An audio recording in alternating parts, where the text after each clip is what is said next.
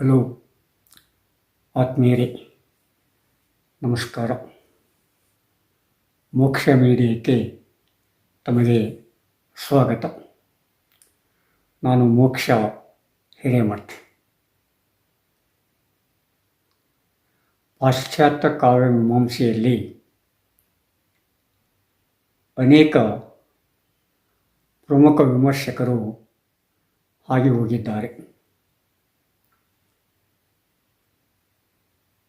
ಅವರು ಇಂದಿನ ಶತಮಾನಗಳಲ್ಲಿ ಕಾವ್ಯ ವಿಮರ್ಶೆಯನ್ನು ಮಾಡಿದರೂ ಕೂಡ ಇಂದು ಕೂಡ ಅವರು ಸೂಕ್ತ ವ್ಯಕ್ತಿಗಳಾಗಿ, ವಿಮರ್ಶಕರಾಗಿ, ಸಾಹಿತ್ಯ ವಿಮರ್ಶಕರಿಗೆ ಕಾಣುತ್ತಾರೆ ಮತ್ತು ಕಾಡುತ್ತಾರೆ. ಅಂಥವರಲ್ಲಿ ಒಬ್ಬರು ದಾಂಟೆ. ದಾಂಟೆ ಹೆಸರನ್ನು ನೀವು ಕೇಳಿರ್ಬೋದು. ಆದರೆ ಬರೀ ದಾಂಟೆ ಅಂದ ತಕ್ಷಣ ನಿಮಗೆ ನೆನಪಾಗಲಿಕ್ಕಿಲ್ಲ. ಡಿವೈನ್ ಕಾಮಿಡಿಯನ್ನು ಬರೆದಿರ್ತಕ್ಕಂಥ ದಾಂಟೆ ಅಂದ ತಕ್ಷಣ ನಿಮಗೆಲ್ಲರಿಗೆ ನೆನಪಾಗತ್ತೆ. ದಾಂಟೆ ಮಧ್ಯಯುಗದ ಮುಖವಾಣಿ, ಪ್ರಮುಖ ಮತ್ತು ಪ್ರಖ್ಯಾತ ಕವಿ. ಇಟಾಲಿಯನ್ ಭಾಷೆಯಲ್ಲಿ ಡಿವೈನ್ ಕಾಮಿಡಿಯನ್ನು ಬರೆದಿರ್ತಕ್ಕಂಥ ದೇಸಿ ಕವಿ. ಆ ದೇಸಿ ಕವಿಯೇ ವಿಶ್ವಕವಿಯಾದ. ಆದರೆ ನಾನಿಲ್ಲಿ ಹೇಳಬೇಕಾಗಿರೋದು ದಾಂಟೆಯನ್ನು ಒಬ್ಬ ಕವಿಯಾಗಿ ಅಲ್ಲ, ಆದರೆ ಒಬ್ಬ ವಿಮರ್ಶಕನಾಗಿ. ದಾಂಟೆ ಯಾವ ರೀತಿ ಪ್ರಮುಖ ಕವಿಯೋ ಅದೇ ರೀತಿ ಅವನೊಬ್ಬ ಪ್ರಮುಖ ವಿಮರ್ಶಕನೂ ಕೂಡ ಹೌದು. ಮಧ್ಯಯುಗ ಕಗ್ಗತ್ತಲೆ ಯುಗವಾಗಿತ್ತು. ಆ ಯುಗದಲ್ಲಿ ಸಾಹಿತ್ಯ ವಿಮರ್ಶೆ ಆಗಲಿ, ಸಾಹಿತ್ಯ ಆಗಲಿ ಅಷ್ಟು ಬೆಳವಣಿಗೆಯಾಗಿರಲಿಲ್ಲ. ಅಂತಹ ಕಾಲಘಟ್ಟದಲ್ಲಿ ದಾಂಟೆ ರಂಗವನ್ನು ಪ್ರವೇಶ ಮಾಡ್ತಾನೆ. ರೋಮ್ ಸಾಮ್ರಾಜ್ಯ ಪತನವಾಗಿತ್ತು. ಕಾನ್ಸ್ಟಾಂಟಿನೋಪಲ್ ತುರ್ಕರ ವಶವಾಗಿತ್ತು. ಹೀಗಾಗಿ ಜಗತ್ತಿನಲ್ಲಿ ಅನೇಕ ಬದಲಾವಣೆಗಳು ಸಂಭವಿಸಿದವು. ರೋಮ್ ಸಾಮ್ರಾಜ್ಯ ಪತನವಾದ ಮೇಲೆ ಲ್ಯಾಟಿನ್ ಭಾಷೆ ತನ್ನ ಹಿಡಿತವನ್ನು ಸಡಿಲಗೊಳಿಸಲಿಕ್ಕೆ ಪ್ರಾರಂಭವಾಗಿತ್ತು. ಅದು ಸಾಮಾನ್ಯ. ಯಾವ ಸಾಮ್ರಾಜ್ಯದಲ್ಲಿ ಯಾವ ಭಾಷೆ ಆ ಸಾಮ್ರಾಜ್ಯದ ಭಾಷೆ ಆಗಿರುತ್ತೋ, ಆ ಸಾಮ್ರಾಜ್ಯ ಪತನವಾದ ಮೇಲೆ ಆ ಭಾಷೆ ಸಡಿಲವಾಗ್ತಾ ಹೋಗ್ತಾ ಇದೆ. ಇದನ್ನು ನಾವು ಗ್ರೀಕ್ ಸಾಮ್ರಾಜ್ಯದಲ್ಲಿ ನೋಡಿದ್ದೇವೆ, ರೋಮ್ ಸಾಮ್ರಾಜ್ಯದಲ್ಲಿ ನೋಡಿದ್ದೇವೆ, ಜಗತ್ತಿನ ಇತರ ಸಾಮ್ರಾಜ್ಯಗಳಲ್ಲಿ ಕೂಡ ನಾವು ಇದನ್ನು ಕಂಡುಕೊಂಡಿದ್ದೇವೆ. ಲ್ಯಾಟಿನ್ ಭಾಷೆ ಪಾಶ್ಚಾತ್ಯ ಭಾಷೆಗಳ ಮೇಲೆ ತನ್ನ ಹಿಡಿತವನ್ನು ಸಾಧಿಸಿತ್ತು. ಅದು ದೈವ ಭಾಷೆ ಎಂದು ಕೂಡ ಪರಿಗಣಿತವಾಗಿತ್ತು. ಅದರ ಅಂಥ ಭಾಷೆ ಮಧ್ಯಯುಗದಲ್ಲಿ ರೋಮ್ ಸಾಮ್ರಾಜ್ಯ ಪತನವಾದ ಮೇಲೆ ತನ್ನ ಹಿಡಿತವನ್ನು ಸಡಿಲಿಸಿಕೊಂಡು ಅದು ಬೇರೆ ಬೇರೆ ದಿಕ್ಕಿನ ಕಡೆ ಹೊರಟೋಗಿತ್ತು.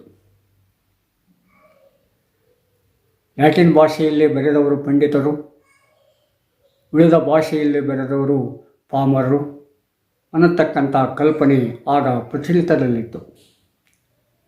ಈ ಸಾಮಾನ್ಯವಾಗಿದು ಒಂದು ಆಳುವ ಭಾಷೆ ಅಸ್ತಿತ್ವದಲ್ಲಿದ್ದಾಗ, ಪ್ರಚಾರದಲ್ಲಿದ್ದಾಗ ಆಳಿಸಿಕೊಳ್ಳುವವರ ಭಾಷೆ ಯಾವಾಗಲೂ ಪಾಮರರ ಭಾಷೆ ಆಗಿರುತ್ತೆ.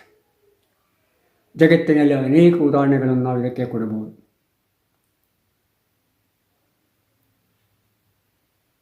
ಆದರೆ ಆ ಪಾಮರರ ಭಾಷೆ ಪಂಡಿತರ ಭಾಷೆಯೊಂದಿಗೆ ಯಾವಾಗಲೂ ಸಂವಾದವನ್ನು ನಡೆಸ್ತಾ ಇರ್ತದೆ. ಆ ಸಂವಾದದ ಮೂಲಕ ಅದು ತನ್ನ ಜೀವಂತಿಕೆಯನ್ನು ವ್ಯಕ್ತಪಡಿಸ್ತಾ ಇರ್ತದೆ. ಕೆಲವಾರು ಸಮಯದಲ್ಲಿ, ಕೆಲವಾರು ಯುಗಗಳಲ್ಲಿ ಪಂಡಿತರ ಭಾಷೆ ಜೀವಂತಿಕೆಯನ್ನು ಕಳ್ಕೊಳ್ಳಬಹುದು. ಆದರೆ ಪಾಮರರ ಭಾಷೆ ಜೀವಂತಿಕೆಯಿಂದ ಕೂಡಿರ್ತದೆ. ಅದು ಜೀವಂತಿಕೆಯನ್ನು ವ್ಯಕ್ತಪಡಿಸ್ತಾ ಇರ್ತದೆ. ಆದ ಕಾರಣ ಎಷ್ಟೋ ಸಲ ಪಂಡಿತ ಭಾಷೆ ಯಾವ ಕಡೆ ಹೋಗಿಬಿಡುತ್ತೆ.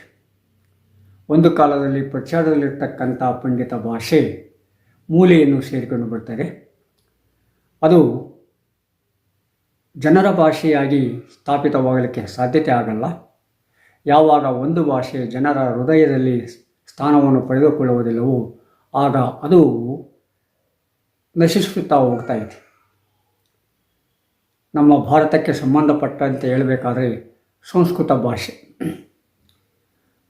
ಭಾಷೆ ಪಂಡಿತರ ಭಾಷೆಯಾಗಿತ್ತು, ದೈವ ಭಾಷೆಯಾಗಿತ್ತು. ಈಗಾದರೂ ಕೂಡ ಅದನ್ನು ಪಂಡಿತರ ಭಾಷೆ, ದೈವ ಭಾಷೆ ಅಂತೇಳಿ ಪರಿಗಣಿಸ್ತಾ ಇದ್ದಾರೆ. ಆದರೆ ಜನಮನದಲ್ಲಿ ಆ ಭಾಷೆ ಸಾಕಷ್ಟು ಬೇರೂರಲಿಲ್ಲ.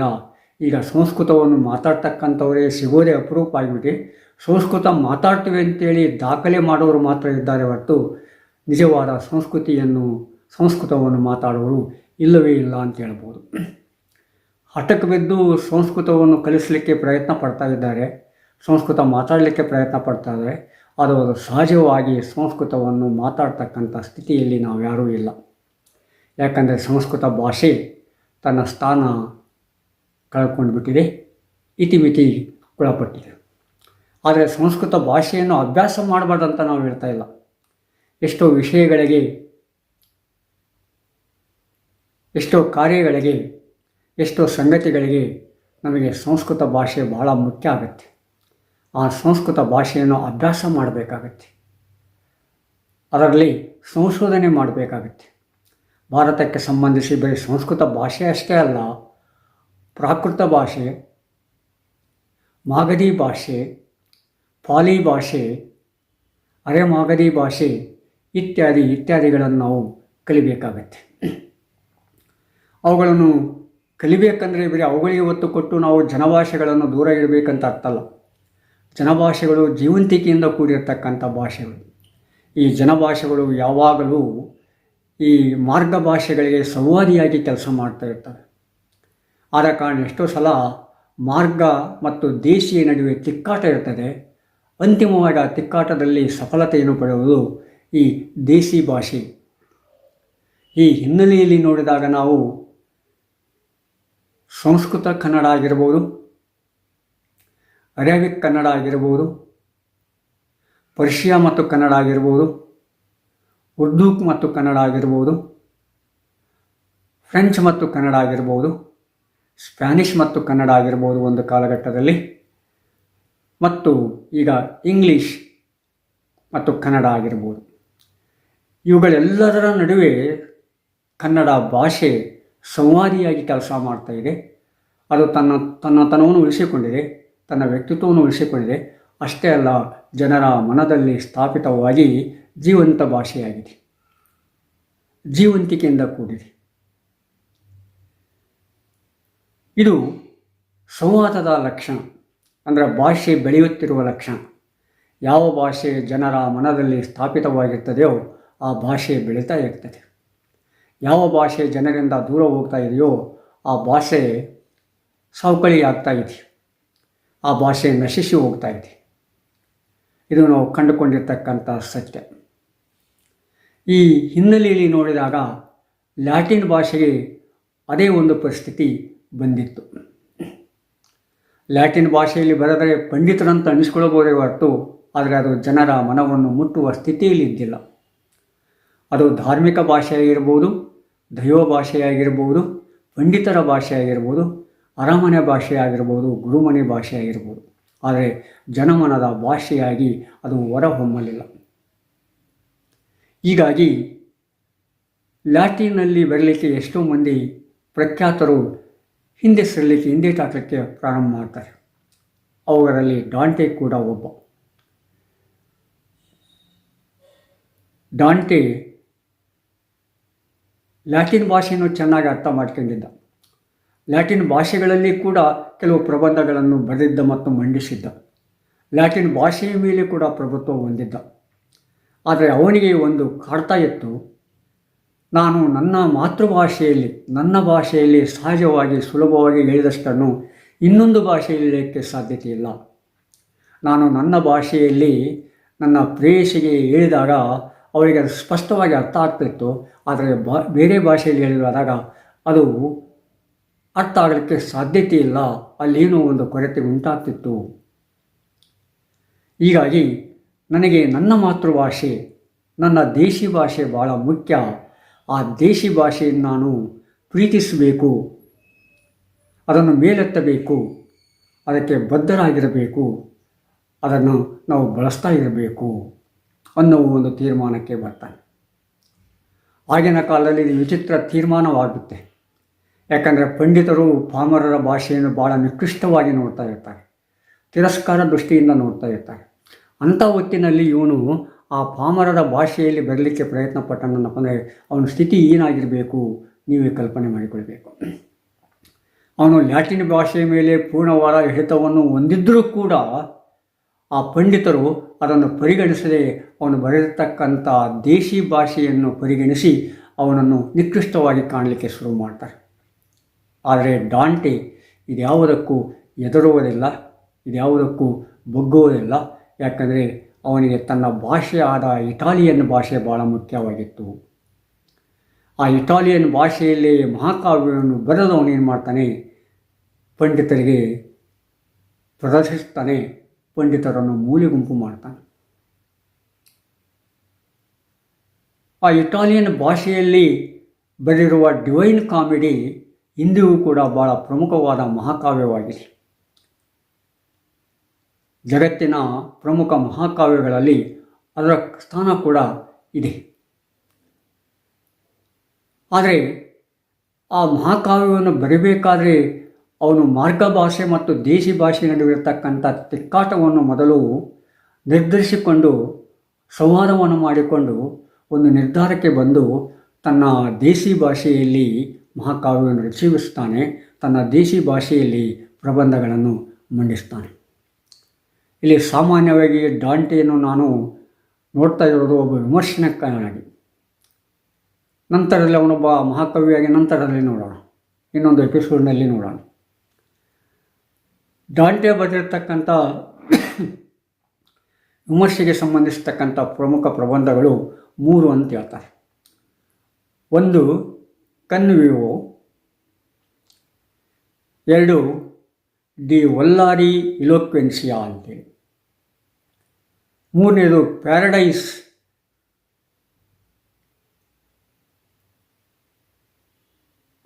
ಅಂತಿಮ ಭಾಗ ಇದೆಯಲ್ಲ, ಅಂದರೆ ಡಿವೈನ್ ಕಾಮಿಡಿಯಲ್ಲಿ ಬರ್ತಕ್ಕಂಥ ಪ್ಯಾರಡೈಸ್ನ ಅಂತಿಮ ಭಾಗ ಇದೆಯಲ್ಲ, ಅಂತಿಮ ಭಾಗದಲ್ಲಿ ಕನ್ವಿವು ಅಂತಕ್ಕಂಥ ಒಂದು ಪ್ರಬಂಧವನ್ನು ಅವನು ಬರೀತಾನೆ. ಈ ಕನ್ವಿವೋ ಮತ್ತು ಡಿ ಒಲ್ಲಾರಿ ಇಲೋಕ್ವೆನ್ಸಿಯಾದಲ್ಲಿ ಅವನು ಭಾಷೆಯನ್ನು ವಿಮರ್ಶೆಗೊಳಪಡಿಸ್ತಾನೆ, ಸಾಹಿತ್ಯವನ್ನು ವಿಮರ್ಶೆಗೊಳಪಡಿಸ್ತಾನೆ. ಯಾವುದು ಜನರ ಭಾಷೆಯಾಗಿರ್ತದೋ ಆ ಭಾಷೆ ಜೀವಂತಿಕೆಯಿಂದ ಕೂಡಿರ್ತದೆ. ಯಾವರು ಜನರ ಭಾಷೆಯಲ್ಲಿ ವ್ಯಕ್ತಪಡಿಸ್ತಾರೋ ಆ ಭಾಷೆ ಧೀಮಂತವಾಗುತ್ತೆ. ಅಷ್ಟೇ ಅಲ್ಲ, ಆ ಭಾಷೆ ಸತ್ವಯುತವಾಗಿರ್ತದೆ ಅನ್ನುವ ಮಾತನ್ನು ಸ್ಪಷ್ಟವಾಗಿ ಹೇಳ್ತಾನೆ ಡಾಂಟೆ.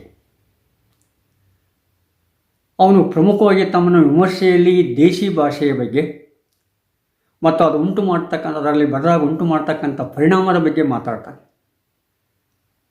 ಅಫ್ಕೋರ್ಸ್ ಯಾವುದೇ ಒಂದು ಬರಹವನ್ನು ರಚಿಸಬೇಕಾದ್ರೆ, ಮಹಾಕಾವ್ಯವನ್ನು ರಚಿಸಬೇಕಾದ್ರೆ ವಿಷಯ, ರಚನೆ, ಬಂಧ, ಚೌಕಟ್ಟು, ಶೈಲಿ, ಅಲಂಕಾರ ಇತ್ಯಾದಿಗಳು ಪ್ರಮುಖ ಪಾತ್ರವನ್ನು ಆಡ್ತಾ ಇದ್ದಾವೆ.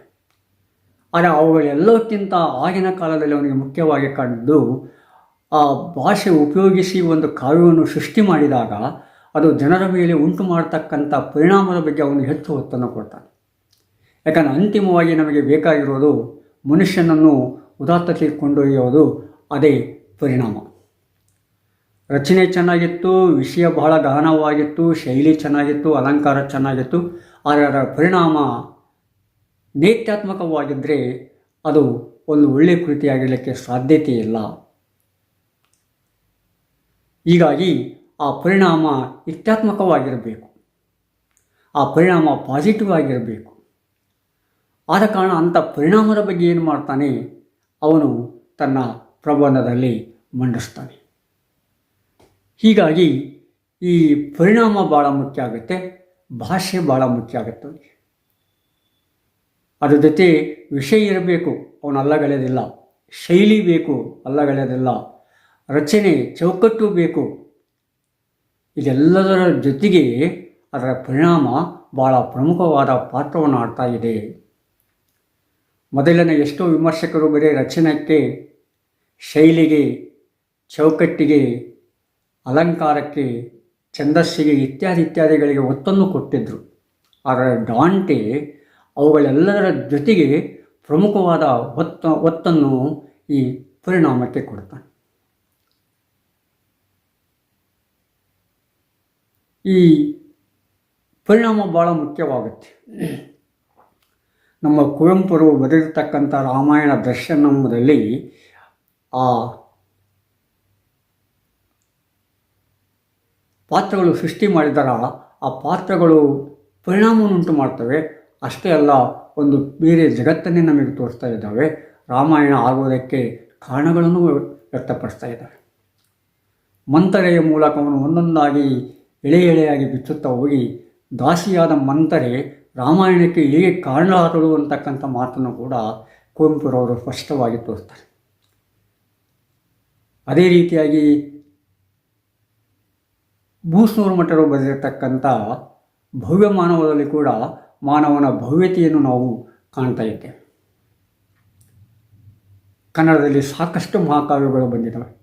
ಕನ್ನಡದಲ್ಲಿ ಬಂದಿರುವಷ್ಟು ಮಹಾಕಾವ್ಯಗಳು ಭಾರತದ ಬೇರೆ ಭಾಷೆಗಳಲ್ಲಿ ಬಂದಿಲ್ಲ ಅಂತ ಅನಿಸುತ್ತೆ. ಕೆಲವರು ಹೇಳ್ತಾ ಇದ್ದಾರೆ 25ಕ್ಕಿಂತ ಮೇಲ್ಪಟ್ಟು ಮಹಾಕಾವ್ಯಗಳು ಕನ್ನಡದಲ್ಲಿವೆ ಅಂತೇಳಿ. ಅಂದರೆ ಅಷ್ಟರ ಮಟ್ಟಿಗೆ ದೇಶೀಯ ಭಾಷೆ, ಜನರ ಭಾಷೆ, ಜೀವಂತ ಭಾಷೆ, ಕನ್ನಡ ಭಾಷೆ ತನ್ನ ಇರುವನ್ನು ಸ್ಪಷ್ಟಪಡಿಸಿದೆ, ತನ್ನ ಅಸ್ತಿತ್ವವನ್ನು ಸ್ಪಷ್ಟಪಡಿಸಿದೆ, ಪಂಡಿತರ ಭಾಷೆಯನ್ನು ದೂರ ತಳ್ಳಿದೆ ಅಂತ ಹೇಳ್ಬೋದು. ಅದು ಒಂದು ಹೆಮ್ಮೆಯ ವಿಷಯ. ಯಾವುದೇ ಒಂದು ಭಾಷೆ ಬೆಳಿಬೇಕಾಗುತ್ತೆ, ಆ ಭಾಷೆಯನ್ನು ಬಳಸ್ತಕ್ಕಂಥ ವ್ಯಕ್ತಿಗಳು ಕೂಡ ಭಾಳ ಮುಖ್ಯರಾಗ್ತಾರೆ. ಆ ಭಾಷೆಯನ್ನು ಉಪಯೋಗಿಸ್ತಕ್ಕಂಥ, ಆ ಭಾಷೆಯಲ್ಲಿ ಕೃತಿಯನ್ನು ರಚಿಸತಕ್ಕಂಥ ವ್ಯಕ್ತಿಗಳು ಕೂಡ ಮುಖ್ಯರಾಗ್ತಾರೆ. ಒಂದಾನೊಂದು ಕಾಲಕ್ಕೆ ಕನ್ನಡ ಭಾಷೆ ಕೂಡ ಪ್ರಭುತ್ವದ ಭಾಷೆಯಾಗಿತ್ತು. ವಿಜಯನಗರ ಸಾಮ್ರಾಜ್ಯದಲ್ಲಾಗಲಿ, ಚಾಲುಕ್ಯರ ಕಾಲದಲ್ಲಾಗಲಿ, ರಾಷ್ಟ್ರಕೂಟದ ಕಾಲದಲ್ಲಿ ನಾವು ಕನ್ನಡ ಪ್ರಭುತ್ವದ ಭಾಷೆಯಾಗಿದ್ದನ್ನು ಸ್ಪಷ್ಟವಾಗಿ ಕಾಣ್ತಾ ಇದೆ. ಈ ರೀತಿಯಾಗಿ ಕನ್ನಡಕ್ಕೆ ತನ್ನದೇ ಆದ ಒಂದು ಶಿಸ್ತಿದೆ, ಬದ್ಧತೆ ಇದೆ, ಅಸ್ತಿತ್ವವಿದೆ. ಯಾವುದೇ ಪಂಡಿತರ ಭಾಷೆ ಬಂದರೂ ಕೂಡ, ದೈವ ಭಾಷೆ ಬಂದರೂ ಕೂಡ ಆ ಭಾಷೆಯೊಡನೆ ಸಂವಾದ ಮಾಡಿಕೊಂಡು ಅದೇನಾಗುತ್ತೆ, ತನ್ನ ಜೀವಂತಿಕೆಯನ್ನು ಉಳಿಸಿಕೊಂಡಿದೆ. ಅದು ದೈವ ಭಾಷೆಯಾಗಿರ್ಬೋದು, ಪ್ರಭುತ್ವದ ಭಾಷೆಯಾಗಿರ್ಬೋದು, ಅದನ್ನು ಹಿಮ್ಮೆಟ್ಟಿ ತನ್ನ ಉಳಿಸ್ಕೊಳ್ತಕ್ಕಂಥ ಒಂದು ಸಾಮರ್ಥ್ಯ, ಶಕ್ತಿ ಈ ಕನ್ನಡ ಭಾಷೆಗಿದೆ. ಡಾಂಟೆ ಅದನ್ನು ಇಟಾಲಿಯನ್ ಭಾಷೆಯಲ್ಲಿ ತೋರಿಸ್ತಾ. ಲ್ಯಾಟಿನ್ ಭಾಷೆ ದೈವ ಭಾಷೆಯಾಗಿರ್ಬೋದು, ಆದರೆ ಲ್ಯಾಟಿನ್ ಭಾಷೆಗಿಂತ ಜೀವಂತವಾಗಿರ್ತಕ್ಕಂಥ ಇಟಾಲಿಯನ್ ಭಾಷೆ ಭಾಳ ಪ್ರಾಮುಖ್ಯತೆಯನ್ನು ಪಡ್ಕೊಳ್ತದೆ ಅವನ ಕಾವ್ಯದಲ್ಲಿ, ಅವನ ವಿಮರ್ಶೆಯಲ್ಲಿ. ಹೀಗಾಗಿ ಆ ಇಟಾಲಿಯನ್ ಭಾಷೆಗೆ ಒಂದು ಮನ್ನಣೆ ತರ್ತಾನೆ, ಗೌರವ ಒದಗಿಸ್ತಾನೆ ಡಾಂಟೆ. ನಮಗೆ ಬೇರೆ ಭಾಷೆಗಳು ಬಂದ ತಕ್ಷಣ ನಮ್ಮ ಕನ್ನಡ ಎಲ್ಲಿ ಹಾಳಾಗಿ ಹೋಗ್ಬಿಡ್ತದೆ ಅಂತಕ್ಕಂಥ ಅಪಾಪಿ ಒಂದು ಥರ ಭಯ ನಮಗಿರ್ತದೆ. ಆ ರೀತಿ ಭಯ ಪಟ್ಕೊಳ್ಬೇಕಾಗಿಲ್ಲ. ಆದರೆ ನಾವು ನಮ್ಮ ಭಾಷೆಯನ್ನು ಬಳಸಬೇಕು, ಅದರಲ್ಲಿ ಕೃತಿ ರಚನೆ ಮಾಡಬೇಕು, ವಾಗ್ಮಯತೆಯಿಂದ ಅದನ್ನು ಬೆಳೆಸಬೇಕು, ಇತ್ಯಾದಿಗಳನ್ನು ಮಾಡಿದಾಗ ಕನ್ನಡ ಬೇರೆಯ ಭಾಷೆಗಳ ನಡುವೆ ಸಂವಾದ ಮಾಡಿ ತನ್ನ ಅಸ್ತಿತ್ವವನ್ನು ಗ್ಯಾರಂಟಿ ಉಳಿಸಿಕೊಳ್ತಾ ಇದೆ. ಅದು ಇಲ್ಲಿವರೆಗೂ ಕೂಡ ಉಳಿಸಿಕೊಂಡಿದೆ, ಮುಂದೆ ಕೂಡ ಉಳಿಸಿಕೊಳ್ತಾ ಇದೆ. ಆದ ಕಾರಣ ಡಾಂಟೆ ಹೇಳ್ತಾನೆ, ಈ ದೇಶಿ ಭಾಷೆಯನ್ನು ನಾವು ಚೆನ್ನಾಗಿ ಉಪಯೋಗಿಸಬೇಕು, ಅದನ್ನು ಎತ್ತರಕ್ಕೆ ಕೊಂಡೊಯ್ಯಬೇಕು, ಅದಕ್ಕೆ ನಾವು ಬದ್ಧರಾಗಿರಬೇಕು. ಆಗ ಮಾತ್ರ ಆ ದೇಶಿ ಭಾಷೆ ಜೀವಂತ ಭಾಷೆಯಾಗಿ ಉಳಿಲಿಕ್ಕೆ, ಮುಂದುವರಿಲಿಕ್ಕೆ ಸಾಧ್ಯತೆ ಆಗುತ್ತೆ. ಅದಕ್ಕೆ ಅತ್ಯುನ್ನತ ಗೌರವವನ್ನು, ಸ್ಥಾನವನ್ನು ಕೊಡಬೇಕು. ಹೀಗಾಗಿ ದೇಶಿ ಭಾಷೆಯನ್ನು ಉಪಯೋಗಿಸ್ತಕ್ಕಂಥ ವ್ಯಕ್ತಿಗಳು ಅಥವಾ ದೇಶಿ ಭಾಷೆ ಮಾತೃಭಾಷೆ ಆಗಿರ್ತಕ್ಕಂಥ ವ್ಯಕ್ತಿಗಳು ಅದನ್ನು ಬಳಸಿದಾಗ ಏನಾಗುತ್ತೆ, ಆದರೆ ತಾಕತ್ತೇ ಬೇರೆ ಆಗುತ್ತೆ. ಕನ್ನಡ ಭಾಷೆ ಉದಾಹರಣೆ ಕೊಡಬೇಕಾದ್ರೆ ಅನೇಕ ಭಾಷೆಗಳೊಂದಿಗೆ ಸಂವಾದವನ್ನು ಮಾಡಿ ತನ್ನ ಅಸ್ತಿತ್ವವನ್ನು ಉಳಿಸಿಕೊಂಡಿದೆ. ಇನ್ನೂ ಸಾಕಷ್ಟು ಸಾಹಿತ್ಯದ ಪ್ರಕಾರಗಳು ಕನ್ನಡದಲ್ಲಿ ಬೆಳಿಬೇಕು. ಆ ದಿಕ್ಕಿನತ್ತ ನಾವು ನೋಡಬೇಕಾಗಿದೆ. ಬರೀ ಕಾವ್ಯ ಕಾದಂಬರಿ ಬಂದರೆ ಸಾಲದು, ಗದ್ಯ ಕೂಡ ಉಲುಸಾಗಿ ಬೆಳಿಬೇಕು, ಗದ್ಯದ ಪ್ರಕಾರಗಳು ಕೂಡ ಬೆಳಿಬೇಕು. ಯಾಕಂದರೆ ಕಾವ್ಯ ಒಂದು ಕಾಲದ ಅರಮನೆ ಗುರುಮನೆಗಳ ಕಾಲದ ಪ್ರಭುತ್ವದ ಕಾಲದ ಒಂದು ಪ್ರಕಾರವಾದರೆ ಇವತ್ತು ಗದ್ಯ ಜನಸಾಮಾನ್ಯರ ಪ್ರಜಾಪ್ರಭುತ್ವದ ಒಂದು ಪ್ರಕಾರವಾಗಿ ಬೆಳೆಸಬೇಕಾಗಿದೆ. ಆ ದಿಕ್ಕಿನತ್ತ ನೋಡಿದಾಗ ಈ ಗದ್ಯದಲ್ಲಿ ನಾಟಕವನ್ನು ರಚನೆ ಮಾಡುವುದಾಗಲಿ, ಪ್ರಬಂಧವನ್ನು ರಚನೆ ಮಾಡುವುದಾಗಲಿ, ಅಥವಾ ಇನ್ನಿತರ ಕಾದಂಬರಿಗಳನ್ನು ರಚನೆ ಮಾಡುವುದಾಗಲಿ ಭಾಳ ಮುಖ್ಯ ಆಗುತ್ತೆ. ಎಷ್ಟೋ ಜನ ಮಾಡ್ತಾರೆ, ಎಷ್ಟೋ ಜನ ಸಾಹಿತಿಗಳ ಕೆಲಸ ಮಾಡಿದ್ದಾರೆ, ಅವರಿಗೆ ನಾವು ಋಣಿಯಾಗಿರಬೇಕಾಗುತ್ತೆ. ಆದರೆ ಇನ್ನೂ ಹೆಚ್ಚಿನ ಪ್ರಮಾಣದಲ್ಲಿ ಅವುಗಳನ್ನು ದುಡಿಸಿಕೊಂಡಾಗ ಏನಾಗುತ್ತೆ, ಮತ್ತೆ ನಾವು ನಮ್ಮ ಭಾವನೆಗಳನ್ನು ವಿಚಾರಗಳನ್ನು ಸ್ಪಷ್ಟವಾಗಿ ವ್ಯಕ್ತಪಡಿಸಲಿಕ್ಕೆ ಸಾಧ್ಯತೆ ಆಗ್ತಾಯಿದೆ.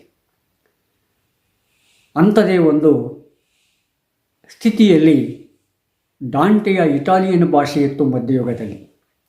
ಅವನು ಅದರಿಂದ ಎದ್ದು ಬಂದು ಅದಕ್ಕೆ ಒಂದು ಸ್ಪಷ್ಟತೆಯನ್ನು ತೋರಿಸಿ ಆ ಇಟಾಲಿಯನ್ ಭಾಷೆಯನ್ನು ಉಪಯೋಗಿಸಿ ಏನು ಮಾಡ್ತಾನೆ, ವಿಶ್ವ ಸಾಹಿತ್ಯಕ್ಕೆ ವಿಮರ್ಶೆಯಲ್ಲಿ ಅದಕ್ಕೊಂದು ಸ್ಥಾನ ತಂದುಕೊಡ್ತಾನೆ. ಹೀಗಾಗಿ ಡಾಂಟೆ ನಮಗೆ ಪ್ರಮುಖ ವಿಮರ್ಶಕನಾಗ್ತಾನೆ ಭಾಷಾ ದೃಷ್ಟಿಯಿಂದ. ಈ ಮಾರ್ಗ ಮತ್ತು ದೇಶೀಯ ಭಾಷೆಯ ಕಿಕ್ಕಾಟದಲ್ಲಿ ದೇಶೀಯ ಭಾಷೆ ಗೆಲ್ತಾ ಇದೆ, ಸಫಲ ಆಗ್ತಾ ಇದೆ ಅಂತೇಳಿ ತೋರಿಸಿಕೊಟ್ಟವನು ಡಾಂಟೆ. ಇಂದಿಗೂ ಕೂಡ ಅದನ್ನು ನಾವು ನೋಡ್ತಾ ಇದ್ದೇವೆ. ಈಗ ಡಾಂಟೆ ನಮ್ಮ ಜೊತೆ ಇಲ್ಲ, ಮಧ್ಯಯುಗದಲ್ಲಿರ್ತಕ್ಕಂಥ ವ್ಯಕ್ತಿ, ಮಧ್ಯಯುಗದ ಮುಖವಾಣಿ ಅಂತ ಹೇಳ್ತಾರೆ.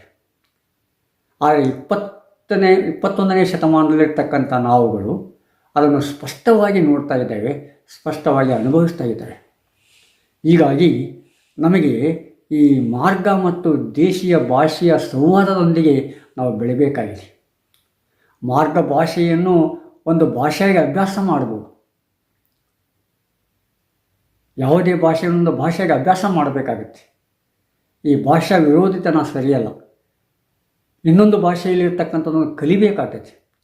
ಆ ಕಲಿತ ತಕ್ಷಣ ಅದು ನಮ್ಮ ಭಾಷೆ ಆಗಲಿಕ್ಕೆ ಸಾಧ್ಯತೆ ಇಲ್ಲ. ಅದನ್ನು ನಾವು ಸ್ಪಷ್ಟವಾಗಿ ಅರ್ಥ ಮಾಡಿಕೊಳ್ಬೇಕು. ಡಾಂಟೆ ಇದೇ ಮಾತುಗಳನ್ನು ತನ್ನ ಡಿ ಒಲಾರಿಯೋ ಎಲೋಕ್ವೆನ್ಸಿಯಾ ಮತ್ತು ಕನ್ವಿವೋ ಅನ್ನುವ ಪ್ರಬಂಧದಲ್ಲಿ ಮಂಡಿಸ್ತಾನೆ, ಹೇಳ್ತಾನೆ.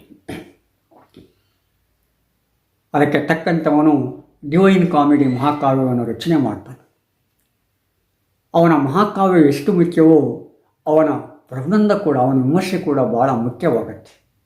ನಾವು ಸಾಮಾನ್ಯವಾಗಿ ಏನು ಮಾಡ್ತೀವಿ, ಕಾವ್ಯಕ್ಕೆ ಒತ್ತು ಕೊಟ್ಬಿಡ್ತೀವಿ, ಆ ವಿಮರ್ಶೆಯನ್ನು ಮಾಡ್ತುಬಿಡ್ತೀವಿ. ಆದರೆ ಡಾಂಟೆ ಆ ವಿಷಯದಲ್ಲಿ ವಿಮರ್ಶೆಯನ್ನು ಮಾಡಲಿಕ್ಕೆ ಸಾಧ್ಯತೆ ಇಲ್ಲ. ಅವನು ಕೂಡ ಒಬ್ಬ ಪ್ರಖ್ಯಾತ ವಿಮರ್ಶಕನಾಗುತ್ತಾನೆ ಪಾಶ್ಚಾತ್ಯ ಸಾಹಿತ್ಯಿಕ ವಿಮರ್ಶೆಯಲ್ಲಿ. ಈ ಹಿನ್ನೆಲೆಯಲ್ಲಿ ನಾವೇನು ಮಾಡಬೇಕಾಗತ್ತೆ, ಈ ಡಾಂಟೆಯನ್ನು ಪರಿಗಣಿಸಬೇಕಾಗತ್ತೆ, ಡಾಂಟೆಯನ್ನು ನೋಡಬೇಕಾಗತ್ತೆ. ಆತ್ಮೀಯರೇ, ಮತ್ತೆ ಮುಂದಿನ ಎಪಿಸೋಡಲ್ಲಿ ನಾವು ಡಾಂಟೆಯ ಡಿವೈನ್ ಕಾಮಿಡಿಯ ಬಗ್ಗೆ ಅಥವಾ ಸಾಹಿತ್ಯದ ಇನ್ನಿತರ ವಿಷಯಗಳ ಬಗ್ಗೆ ಮಾತಾಡೋಣ. ಸಬ್ಸ್ಕ್ರೈಬ್ ಆಗಿ, ಶೇರ್ ಮಾಡಿ, ಮತ್ತೆ ಭೇಟಿಯಾಗುವ. ನಮಸ್ಕಾರ.